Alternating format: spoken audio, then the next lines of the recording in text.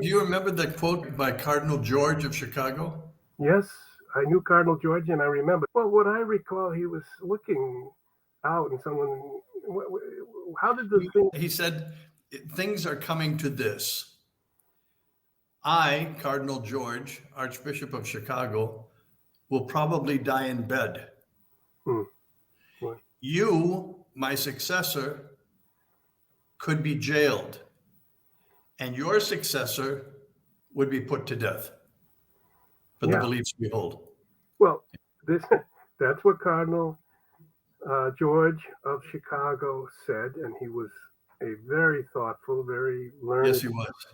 And I spoke with him on a number of occasions, and he believed that the church was going to be challenged by the secular world to change her teaching.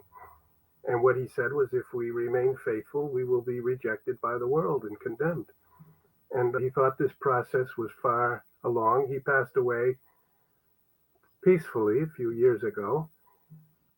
I think we are right on the turning point here, finally, of these questions. We've been approaching them, and I think they have been indicated by prior popes. John Paul II said we are going, already back in the 1970s, he gave a talk, because they could see even then that ideologies had emerged of terrific anti-Christian nature, Yes. both in Nazism and in communism.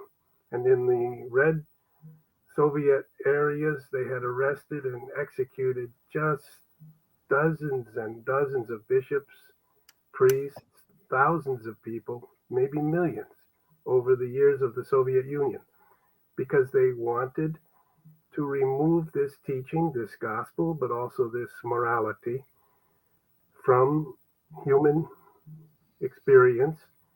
So they did so. And the fact that we continued as the Christian West to resist this and finally outlived it, surpassed it, suggested in the 1990s that we might, in a sense, triumph.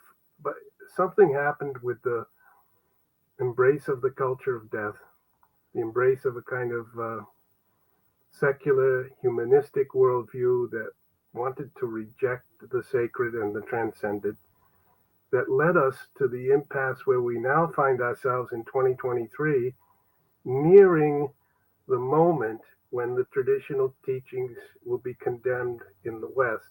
And either the church will go along with that, which it seems some people want to do in this upcoming synod in October, and under the leadership and sort of shepherding of this new head of the Congregation for the Doctrine of the Faith.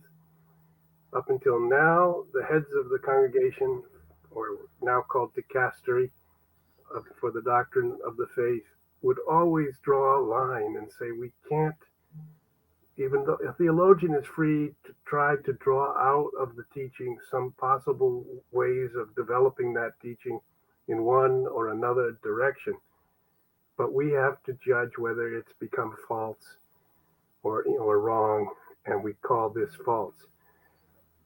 The question will arise now if we have this synod, and then some more conservative or traditional Catholics will say we're going too far here, we can't make this change, it's not in keeping with the teaching of Christ.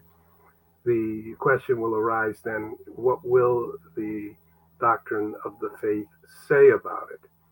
And so we now have a man in that post who is a little more modern and open towards some of these modern tendencies than the prior prefects of that office.